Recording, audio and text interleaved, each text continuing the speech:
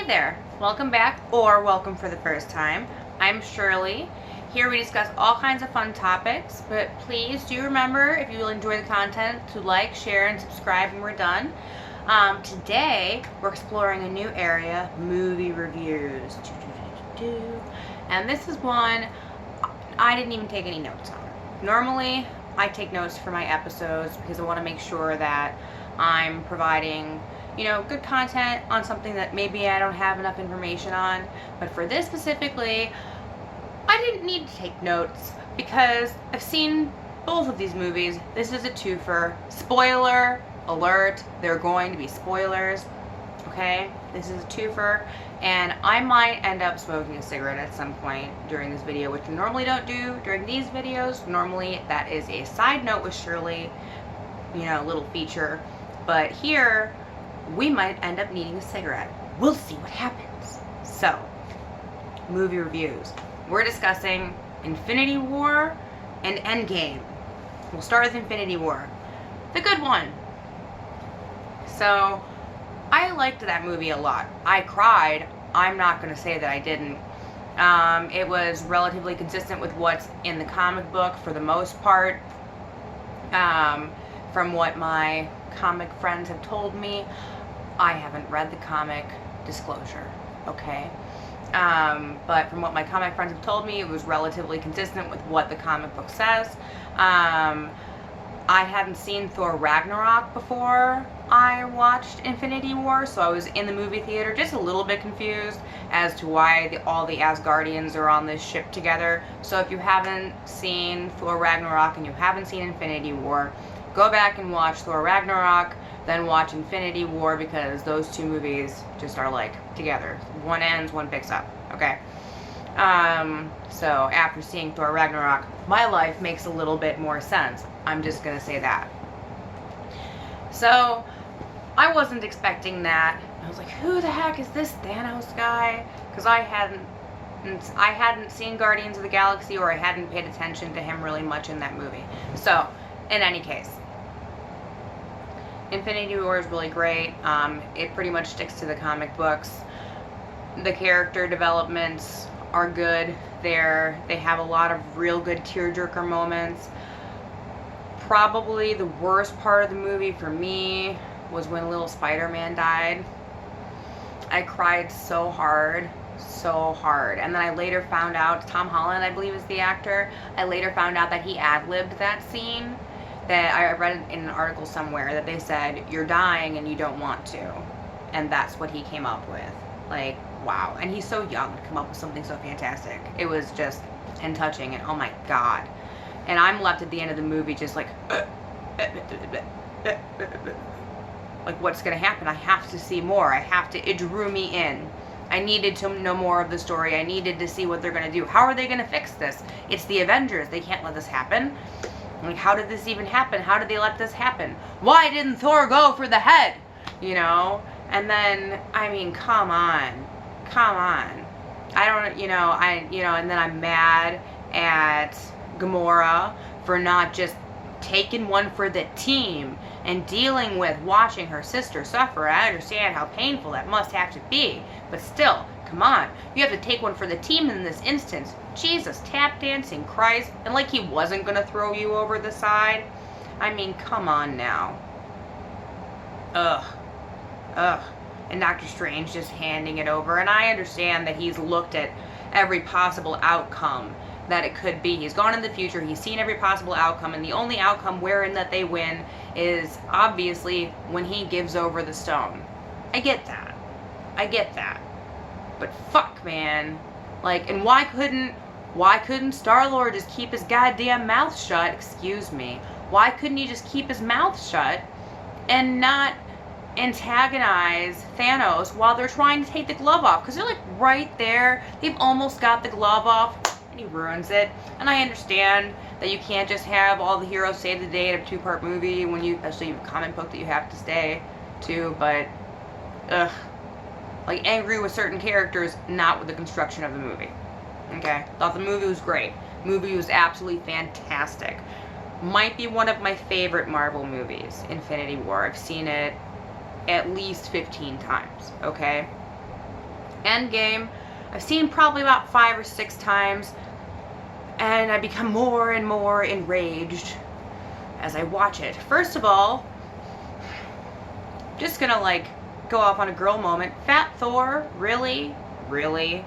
Like, and isn't there, I mean, Loki can take the shape of anyone, and like, isn't there some way he could just like magically shed the pounds at the end of the movie, and then we get to see him pretty again? Or can we get a flash forward where he's pretty again? Like, I don't know. That he has to love himself as a fat guy, which I get, like, for a real person is totally legit. But for Thor, we want to love you, beautiful boo. I'm just saying, woman's perspective. That is not at all my issue with the movie, though. My issue with the movie is the time travel. They completely fucked that up. Excuse me. They completely messed that up. Just foobarred it completely.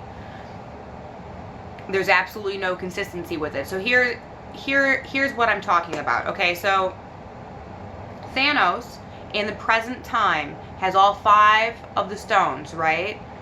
Okay, they kill him, they get it, doesn't work. They're like, what are we gonna do? We have to go back in time, we have to get each individual stone, bring it back to the present time, make a new glove, snap again, everyone comes back. Here's the problem with that, is that if you go back in time to a point before when Thanos actually had the stones, so before he acquires any stones, you go back in time and you take the stone out of that timeline and you bring it to a present, which is the future for Thanos as he's collecting stones, right? So he might have a stone that vanishes because it was taken from the past and brought to his future. Okay? So just that. Okay? Just that. And then he can't snap. Okay? But they went and they took all of the stones from the past and they brought them to the future, which is their present. At which point in time, anyone with any base knowledge of basic theoretical time travel will tell you that since they weren't there for Thanos to take in the first place, he never could have done his initial snap. And what does that mean? It means that no one ever disappeared and the snap never happened in the first place. So the movie is about 15 minutes long, maybe half an hour long by the time it took them to get the stones and come back, because it did take them some time to do that. 45 minutes at best. This movie's 45 minutes at best. It should have been, with the way that they did it, because these people are going back in time, in a past, taking the stones, bringing them to a future, which is their present, eliminating the possibility for Thanos to have collected them in the first place, and therefore snap never takes place. Therefore, everybody who was disappeared magically just appears back. And then seemingly would have no memory of it, and seemingly everyone around them would also have no memory of it, except for the people who had time traveled. So regular people in the world would not know what had happened. The time travel people would understand, and they'd have to go put the stones back, which would be a risky thing to do, which is their initial plan, to go put all the stones back. Which is like, you know, past Thanos is still existing, looking for those stones. So if you do that, that's stupid. He's just going to collect them again. I mean, I guess you can kind of have figured out what to do to stop him, but at the same time, you give the opportunity right back to him. It was just absolutely ridiculous. And then to have Thanos find out about it in a present for him, which is a past for the viewer, that in the future, which is our present as the viewer and the present of the characters, that there's this plot to take the stones, and to have him then travel to that future. How? And he steals something. They have Nebula steal something. I forget what they're calling it. But they travel to that future to then go take the stones. and he's still powerful, but he wouldn't be powerful, and he isn't powerful because at that time he only has the strength stone, which means nothing. Like, it's just absolutely insane. The whole thing was very upsetting for somebody who has a sense of logic, and it really bothered me. But the complete disregard for time travel, when all you have to do is watch Back to the Future for some good time travel consistency. It's a movie they made in the 80s, and they knew what they were doing. They understood that if you went in the past and you did something different, that you're making changes to the future.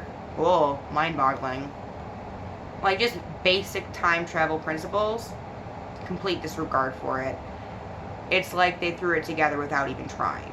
I don't know. I was really upset by it. So, if you have an opinion to add, drop it in the comments. That's all I have to say about it, really. I thought I was going to go on for longer, but the time travel's my issue in that movie. I mean, like, I like that we got everybody back, but in that whole old Captain America, and that Captain America suddenly gets to have the strength to hold the hammer. No.